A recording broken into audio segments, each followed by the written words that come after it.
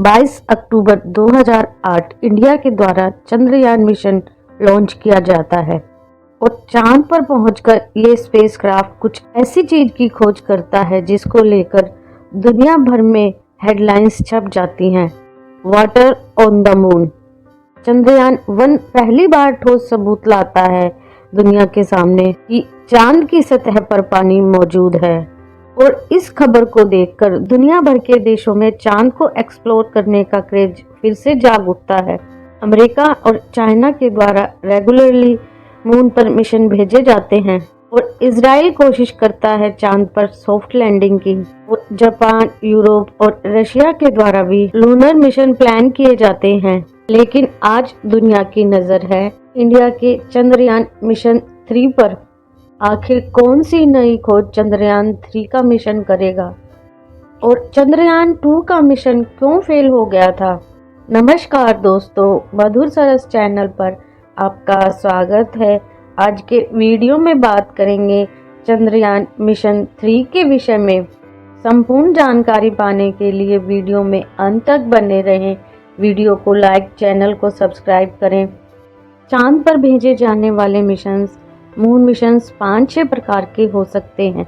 1950s में पहली बार इंसानों ने चांद पर मिशन भेजने शुरू किए थे और तब से लेकर अब तक टेक्नोलॉजी जैसे जैसे इम्प्रूव होती गई है, मून मिशंस की कॉम्प्लेक्सिटी भी बढ़ती गई है। मून मिशंस में सबसे सिंपल टाइप के मिशंस होते हैं फ्लाई बाय मिशंस। इसमें स्पेसक्राफ्ट चांद के पास से गुजरता है, यानी चांद के चारों ओर यह गोल गोल नहीं घूमता, सिर्फ उसके पास से गुजर जाता है। सबसे पहला successful fly bye mission Soviet union के द्वारा लॉन्च किया गया था जनवरी 1959 में और इसके 2 महीने बाद अमेरिका ने लॉन्च किया 9 मार्च में। इन मिशंस का मकसद था दूर से ही चांद को स्टडी करना। अक्टूबर 1959 में जब सोवियत यूनियन अपना पहला लूनर 3 लॉन्च करता है तब हमें पहली बार चांद की पिक्चर देखने को मिलती है। नेक्स्ट कैटेगरी आती है ऑर्बिटर मिशंस की। इसमें स्पेसक्राफ्ट चांद के पास आकर चांद के ऑर्बिट में गोल गोल चक्कर लगाते हैं। इसे लूनर ऑर्बिट कहा जाता है और ये चांद के एटमॉस्फेयर और सरफेस को स्टडी करते हैं। आज की तारीख में 40 से ज़्यादा सक्सेसफुल ऑर्बिटर मिशन हो चुके हैं और ये सबसे कॉमन मिशन का टाइप है। सबसे पहला सक्सेसफुल ऑर्बिटर मिशन किया गया था सोवियत यूनियन की तरफ से 1966 में। इसके बाद आती है अगली कैटेगरी इम्पैक्ट मिशंस की। ये मिशन ऑर्बिटर मिशंस का ही एक एक्सटेंशंस होते हैं। ये चांद के ऑर्बिट में चारों तरफ घूमते रहते हैं और इसमें से एक हिस्सा डिटैच होकर मून पर क्रैश लैंड करता है। क्योंकि क्रैश लैंडिंग के टाइम ये मून की सतह से इम्पैक्ट कर रहा है, इसीलिए इन्हें इम्पैक्ट मिशंस कहा जाता है। और आप सोचेंगे कि क्रैश लैंडिंग का क्या तुक है। इसका जवाब बड़ा ही सिंपल है। क्रैश लैंडिंग करने तक का जो समय है, जब वो चांद के करीब करीब आए जा रहा है, उस समय ही काफी सारी इंस्ट्रूमेंट की रीडिंग ली जा सकती हैं। इसीलिए इम्पैक्ट मिशंस भी काफी यूजफुल होते हैं। चंद्रयान 1 भी एक इम्पैक्ट मिशन था।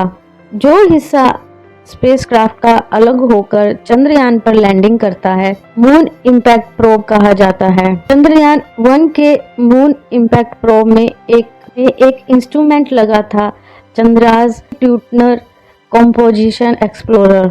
शॉर्ट में इसे चेस बुलाया जाता था। ये मार्स स्पेक्ट्रोमीटर था जो हर 4 सेकंड में रीडिंग्स लेता रहता था और जैसे जैसे ये चांद के करीब जा रहा था लैंड करने के लिए, और इसी इंस्ट्रूमेंट की वजह से हमें मालूम पड़ा कि चांद के एटमॉस्फेयर में पानी मौजूद है।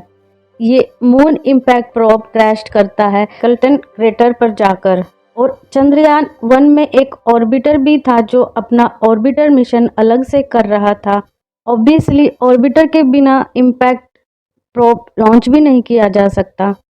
इसमें एक इंस्ट्रूमेंट लगा हुआ था, मून मिनरलॉजी मैपर।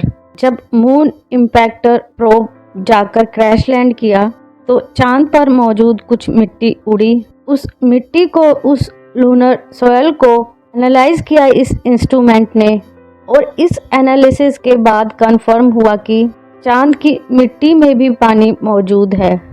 चौथी कैटेगरी आती है मून मिशंस की, लैंडर मिशंस, जिसमें स्पेसक्राफ्ट के एक हिस्से को मून पर भेजा जाता है सॉफ्ट लैंडिंग करने के लिए। क्रैश नहीं करना है, आराम से उतारना है ताकि स्पेसक्राफ्ट का कुछ हिस्सा चांद पर लैंड कर सके, और जो हिस्सा लैंड करता है उसे यूजुअली लैंडर कहा जाता है।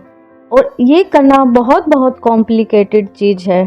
अमेरिका और सोवियत यूनियन ने ये चीज़ें पहली बार ट्रायल की तो तब पहले 15 अटेम्प्ट्स में वो फेल रहे थे।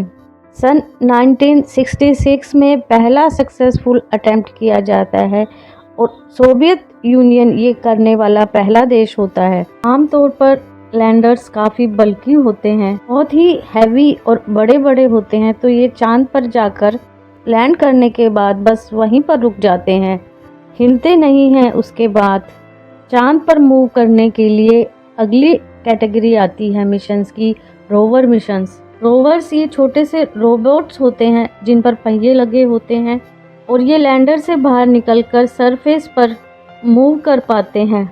रोवर्स की मदद से डायरेक्ट कांटेक्ट बनाया जा सकता है मून की सरफेस से। पहला सक्सेसफुल रोवर मिशन था नवंबर 1970 में, और एक बार फिर से सोवियत यूनियन ये करने वाला पहला देश था। और नेक्स्ट कैटेगरी है ह्यूमन मिशंस की, जिसमें इंसानों को लैंडर में बिठाकर चांद पर उतारा जाता है, और रोवर की जगह इंसान अपने पैरों का इस्तेमाल करके चांद की ज़मीन पर कदम रखते हैं। ये एक ऐसी चीज़ थी जो अमेरिका ने सोवियत यूनियन से पहले कर ली थी। 1969 ने जब पहली बार नील आर्मस्ट्रॉन्ग ने चांद पर कदम रखा। यहाँ पर एक सवाल आपके मन में आ सकता है कि पहला रोवर मिशन 1970 में और ह्यूमन मिशन 1969 में, रोवर मिशन ह्यूमन मिशन के बाद किया गया, ऐसा क्यों? ऐसा इसलिए कि ह्यूमन मिशन के लिए एक सॉफ्ट लैंडिंग की ज़रूरत होती है, लेकिन रोवर मिशन के लिए एक नई टेक्नोलॉजी की ज़रूरत थी जिससे रोवर को डेवलप किया जा सके, और ये नील आर्मस्ट्रॉन्ग के चांद पर कदम रखने के 1 साल बाद ही हो पाया। और चंद्रयान 2 का मिशन एक रोवर मिशन के तरह प्लान किया गया था, और ये rover mission as per plan जाता तो उसमें लैंडर को चांद पर सॉफ्ट लैंडिंग करनी थी, और उसके अंदर एक प्रज्ञान नाम का एक रोवर होता जो चांद पर उतरता, लेकिन अनफॉर्चुनेटली ऐसा हुआ नहीं। और 6 सितंबर 2019 को चंद्रयान 2 का विक्रम लैंडर जब उतर रहा था, सॉफ्ट लैंडिंग की तैयारी कर रहा था, वो अचानक से जाकर क्रैश लैंड कर जाता है। नवंबर 2019 में निकली फेलियर कमेटी की रिपोर्ट के मुताबिक ये एक्सीडेंट एक सॉफ्टवेयर ग्लिच की वजह से हुआ था, लेकिन इसरो ने इस रिपोर्ट को कभी भी पब्लिक नहीं किया। चंद्रयान 2 के मिशन को आधा सक्सेसफुल बताया जाता है। आधा सक्सेसफुल इसलिए क्योंकि चंद्रयान 2 में जो ऑर्बिटर था वो अभी भी काम कर रहा है, और वो चांद के अराउंड गोल गोल घूम के ऑर्बिट कर रहा है। और चंद्रयान 2 के इस ऑर्बिटर ने जो हाई रेजोल्यूशन पिक्चर ली है, उन्हें ही चंद्रयान 3 के नए विक्रम में फीड किया गया है। असल में चंद्रयान 2 के विक्रम को फोटो लेकर डिसाइड करना था कि सॉफ्ट लैंडिंग कहाँ करनी है, लेकिन फ़ोटो लेने के लिए वो स्टेबल नहीं हो पाया। और जब चंद्रयान 3 की बात की जाए तो चंद्रयान 3 को लॉन्च किया गया है उसी ऑब्जेक्टिव को पूरा करने के लिए, जो ऑब्जेक्टिव चंद्रयान 2 पूरा नहीं कर पाया था। गलती होने की गुंजाइश कम करने के लिए कुछ मॉडिफिकेशंस की गई हैं। पहले तो जो लैंडिंग एरिया है उसे बड़ा किया गया है। चंद्रयान 3 में मौजूद विक्रम लैंडर को इस बार ज़्यादा फ्यूल दिया गया है, जिससे वो ज़्यादा देर तक हवा में रह पाए और सही लैंडिंग ढूंढ पाए। तीसरा, सॉफ्टवेयर अपग्रेड किए गए हैं जिससे सॉफ्ट लैंडिंग के टाइम ज़्यादा तेज़ी से घूम पाए। और फोर्थ, इस बार विक्रम लैंडर को सिर्फ फोटोज़ पर डिपेंड नहीं रहना पड़ेगा लैंडिंग के लिए।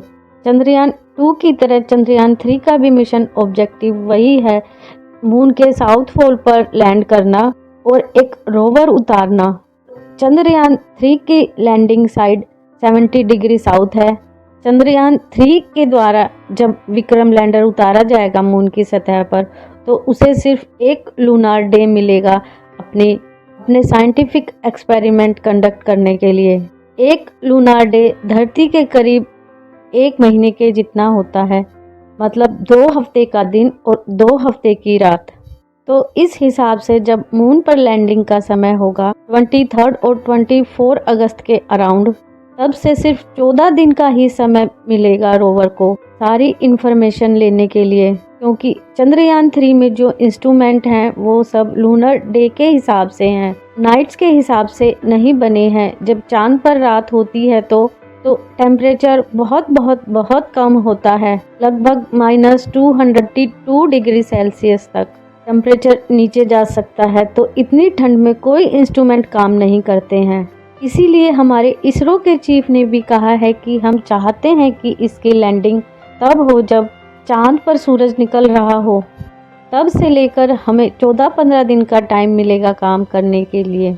और अगर लैंडिंग 23-24 अगस्त के अराउंड नहीं हो पाई तो हमें 1 महीना और वेट करना पड़ेगा और हम इसे सितंबर में लैंड करवाएंगे।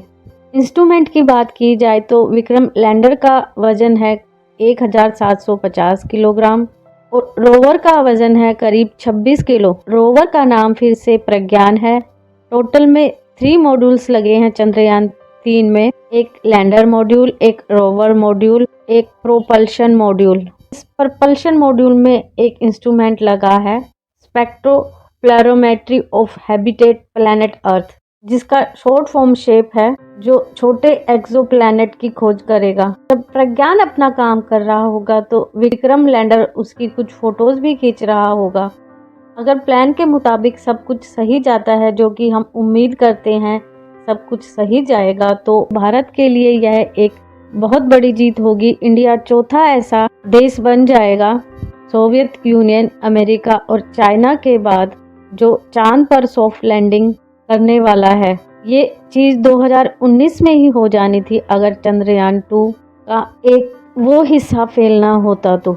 वीडियो में दी गई जानकारी अच्छी लगी हो तो चैनल को सब्सक्राइब करें, वीडियो को लाइक शेयर करें और कमेंट बॉक्स में भारत माता की जय अवश्य लिखें।